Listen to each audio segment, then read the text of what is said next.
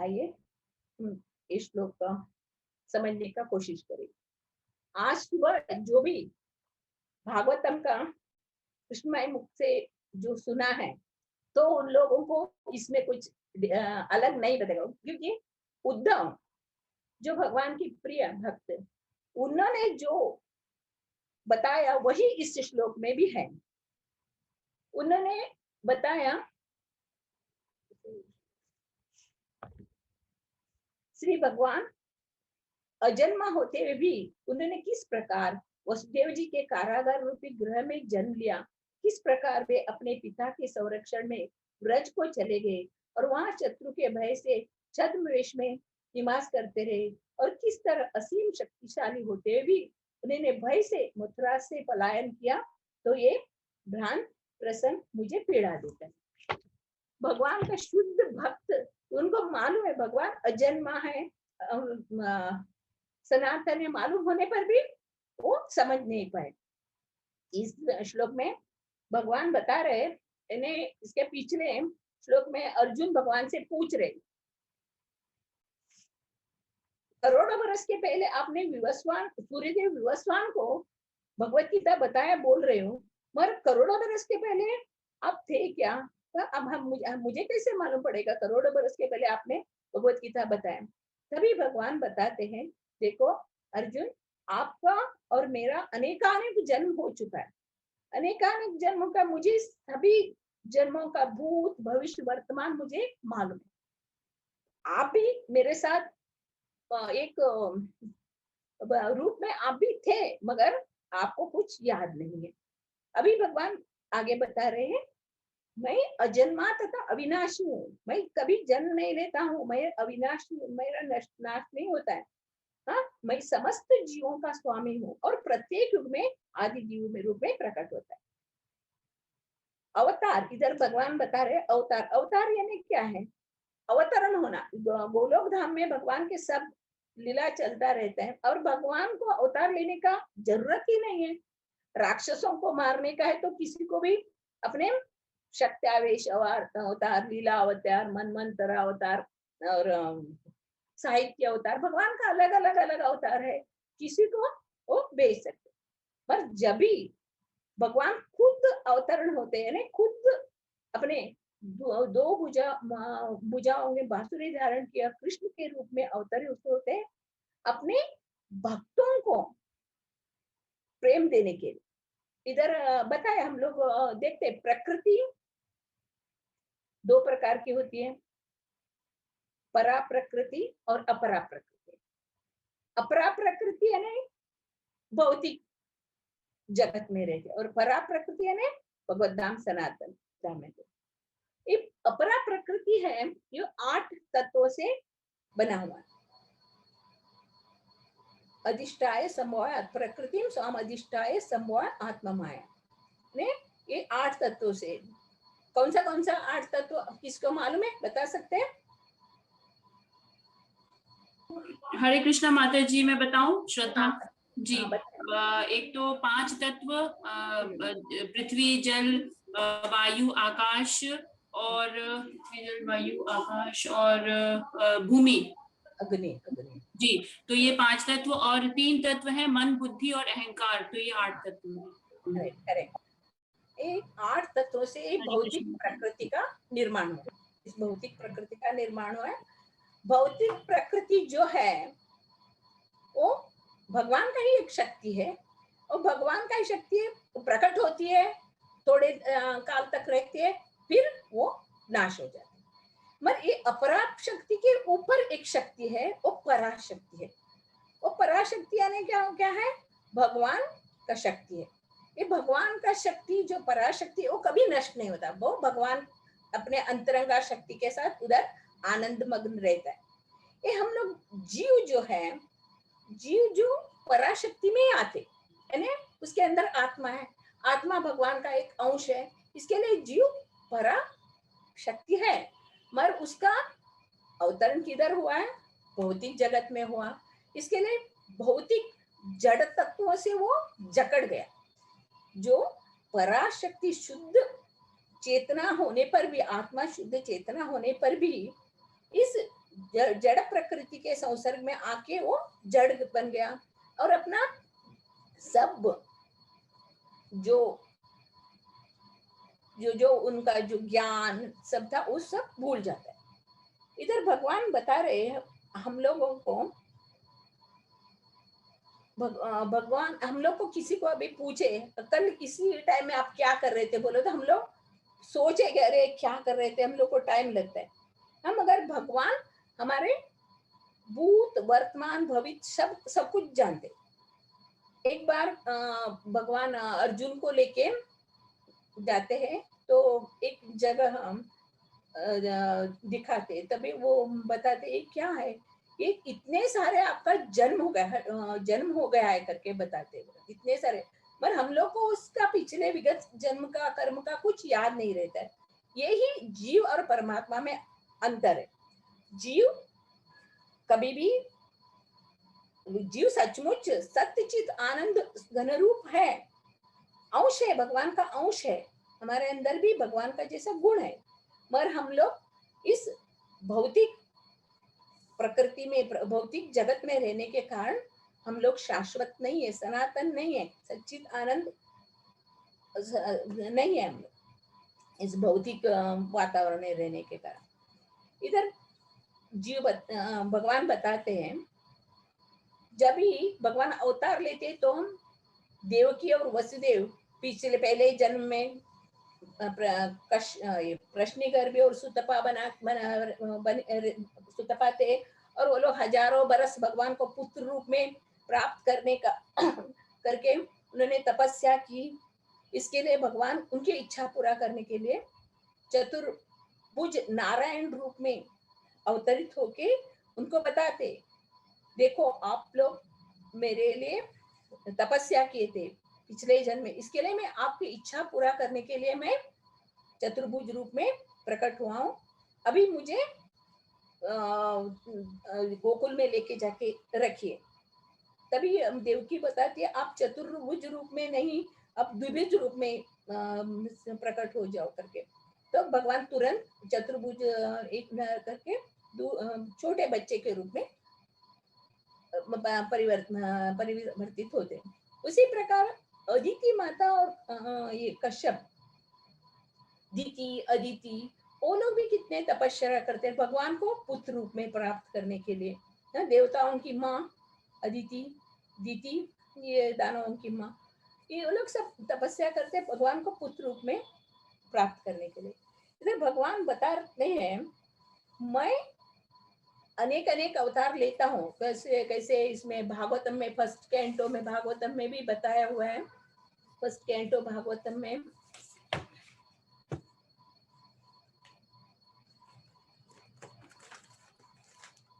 First canto Bhagavatam में यथा श्री हयग्रीव हरि हंस प्रश्निगर्भ विभु सत्यसेन वैकुंठ सार्वभौम विक्षसेन धर्म सेतु सुधामा योगेश्वर बृहद्भानु प्राचीन युग के अनेक अवतार।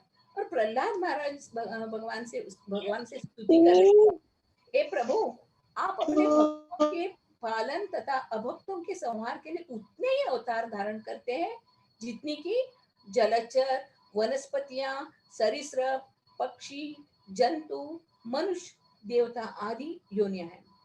इस प्रकार आप विभिन्न युगों के आवश्यकता अनुसार स्वयं जन्म लेते। आप कलयुग में भक्त वेश में अवतरित हुए चैतन्य महाप्रभु के रूप में। भगवान को अवतार लेने के लिए जैसे कुछ नहीं भक्तों की रक्षा करने, गो ब्राह्मण हिताय च श्लोक में भगवान बताते गाय की रक्षा के लिए भगवान की ब्राह्मणों की रक्षा के लिए मैं हर युग में अवतार लेता हूँ, युग में अवतार लेता हूँ करके बताते। हमारा जन्म कैसा होता है, हमारा जीव का जन्म हमारे कर्म के अनुसार, हमारे पिछले जन्म के कर्म के अनुसार प्रकृति हमें अलग अलग शरीर देती है। प्रकृति हमें अलग अलग शरीर देती है और उसके अंदर परमात्मा रहता है। इसके लिए हर एक जीव चेतनामय है और सच्चित आनंद में रहता है। इधर हम लोग का अपने भगवान का शरीर परिवर्तन नहीं होते। वो जन्म में हमारा बद्ध जीवन का क्या होता है, एक प्रकार, इस जीवन में एक प्रकार का शरीर मिला, अगले जन्म में दूसरे शरीर रहता है। जीव का कोई स्थायी शरीर नहीं है। अभी तो वो एक शरीर से दूसरे शरीर में देहांतरण करता रहता है। जब भी हम लोग को भगवान की कृपा हमारे ऊपर हो जो, तो हमें भगवत धाम प्राप्त हो, नहीं तो ये 84 लाख योनि में भटकते भटकते भटकते रहेंगे। मगर भगवान का शरीर क्या है, आत्मा और शरीर में अंतर नहीं। अपानि पादो जवना ग्रहीत्वा पश्चामि अचक्षुषा शृणोति अकर्णका न वेति तत्वं तत्सवेति वेतम तम आवरम्य पुरुषम महांतम। यानी भगवान को आंख नहीं है फिर देखते हैं, कान नहीं है सुनते हैं, हाथ नहीं है खाते हैं, पाँव नहीं है चलते। यानी भगवान का हर एक अंग हर एक काम कर सकता है। भगवान का शरीर दिव्य है, भगवान का एक एक अंग, उनका भगवान का एक एक अंग, भगवान का एक एक चीज वस्तु जो सब दिव्य है। इधर ये भी बता रहे हैं भगवान, इधर भक्तों के ऊपर कृपा करने के लिए, भक्तों के ऊपर कृपा करने के लिए भगवान अवतार लेता है। भगवान को आने की जरूरत नहीं है। भगवान अपने शक्तावेश अवतार, लीला अवतार, मनमंत्र अवतार, ऐसे हम लोग ये जयदेव कवि के एक भजन सुनते हैं, प्रलय पयोधि जले धृतवान असि वेदाम वीतवाहित चरित मखेदा केशव धृता रघुपति रूपा जय जगदीश हरे। ऐसे भगवान 10 अवतार में, अलग अलग अवतार में रूप लेते हैं। हम लोग भगवान का कुरुक्षेत्र के युद्ध के समय भगवान का उम्र कितना हुआ था, इधर बता रहे प्रपौत्र थे, भगवान का प्रपौत्र थे, यानी काफी वयोवृद्ध। दूसरे शब्दों में भौतिक गणना के अनुसार काफी वृद्ध थे, फिर भी ये 20-25 वर्ष के नव युवक जैसे लगते थे। कभी भी वृद्धावस्था का कोई चित्र नहीं था, क्योंकि भगवान दिव्य है। भगवान का आत्मा और शरीर में अंतर नहीं है, हर एक उनका चीज दिव्य है।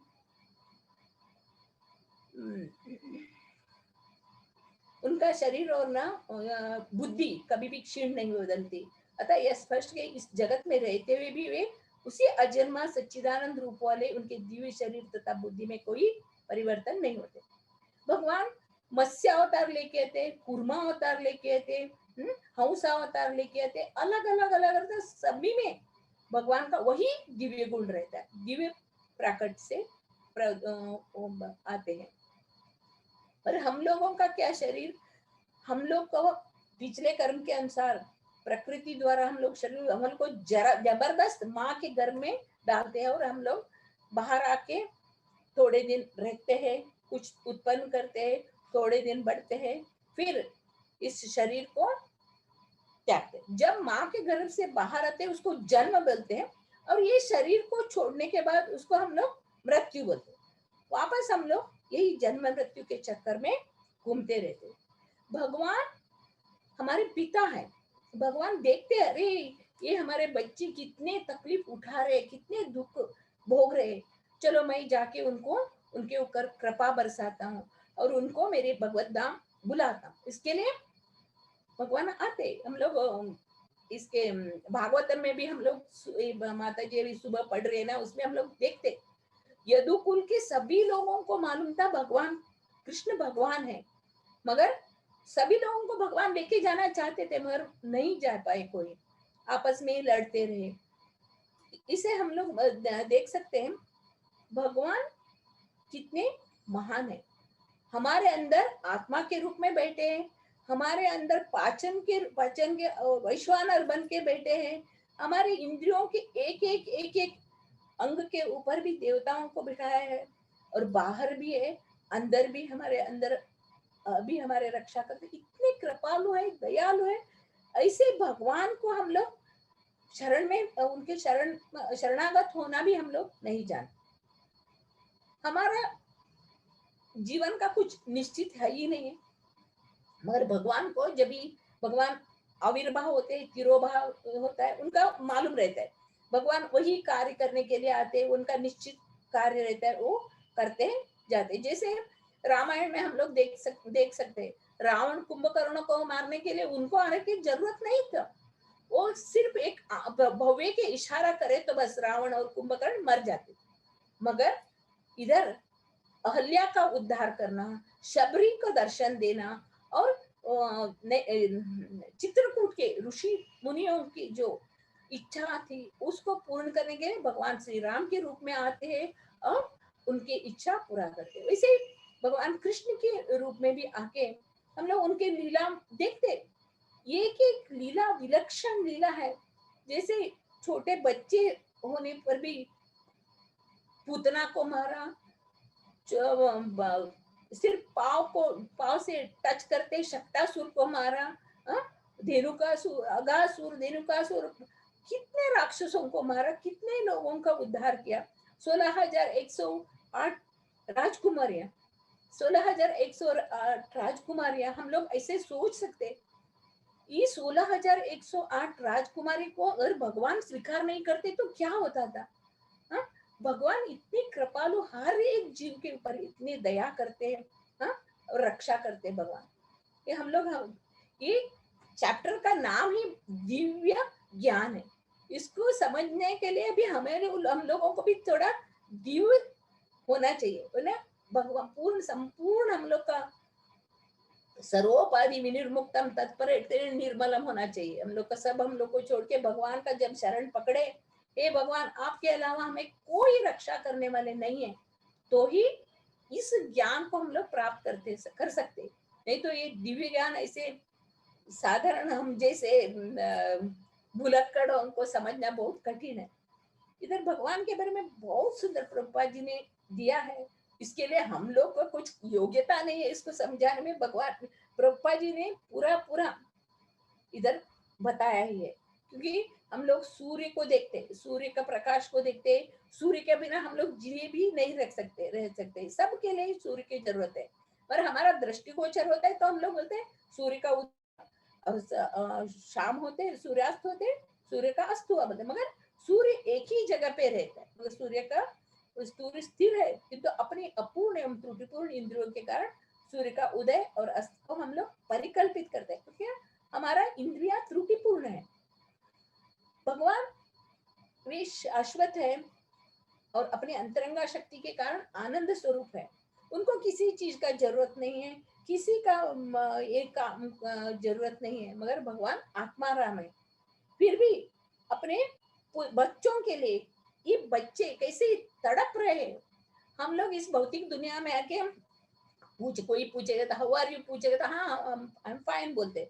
पर फाइन क्या है, इधर हम लोग को 3 प्रकार का ताप हमें इतना सता रहे हैं ना, इतना तंग कर रहे हैं। हम लोग उसी में जैसे इंद्र को शुकर का रूप मिला था, वो उस गंदगी में अपने बीवी बच्चों के साथ कैसे आनंद लुट रहा था, उसी तरह हम बद्ध जीव भी इस भौतिक दुनिया में हम लोग मस्त रह रहे।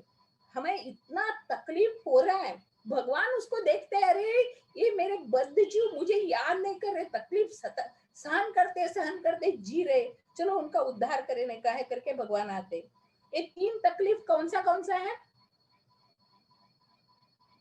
3 प्रकार का ताप कौन सा? आध्यात्मिक, आदि भौतिक, आदि दैविक। राइट। आध्यात्मिक यानी हमारा ही शरीर हमें तकलीफ दे रहा है। हमारा शरीर में कितना हम लोग एक जगह बैठ नहीं सकते, कुछ कर नहीं सकते।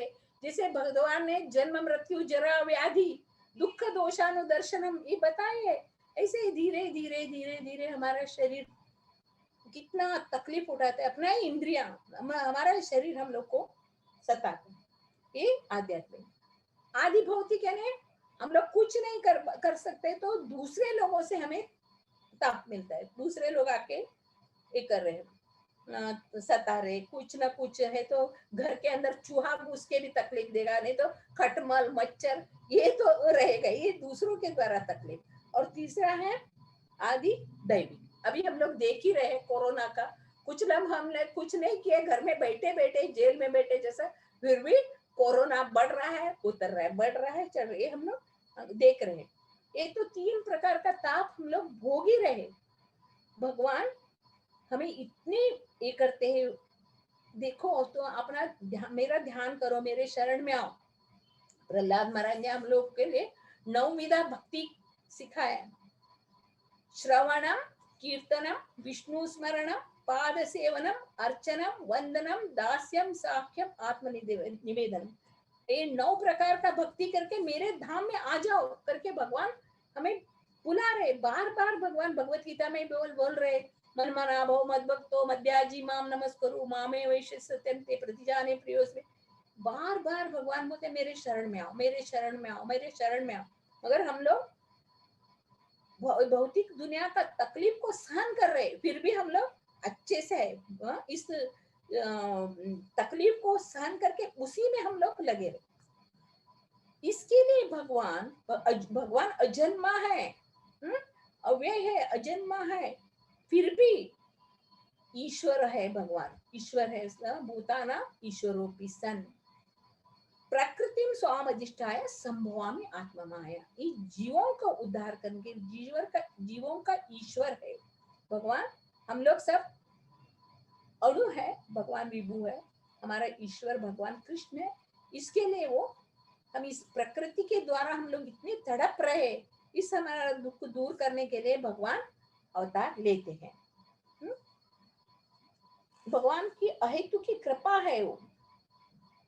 भगवान अपने समस्त पूर्व आविर्भाव तिरोभाव के अवगत रहते हैं, किंतु सामान्य हम जीव को नवीन शरीर प्राप्त होता है तो हम पिछले जन्म के विषय में सब कुछ भूल जाते हैं। एक डॉक्टरेट डिग्री पाया हुआ कोई भी रहने दो, कितने भी बड़े डिग्री पाया हुआ रहने दो, अगर मर गया, दूसरा जन्म पाया तो उसको वापस ABCD सीखना पड़ेगा, है ना। हमारा पूर्व शरीर के विषय में सब कुछ भूल जाते हैं।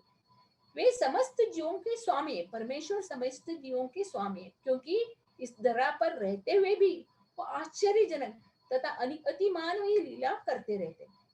अतः श्री भगवान निरंतर वही परम सत्य रूप है और उनके स्वरूप तथा आत्मा में या उनके गुण तथा शरीर में कोई अंतर नहीं होता। हाँ? इस श्लोक में भगवान वही बताया, अजन्मा होने के पे मैं जन्म लेता हूँ, बद्ध जीवों को उद्धार करने के लिए मैं प्रकट होता हूँ। हरे कृष्ण।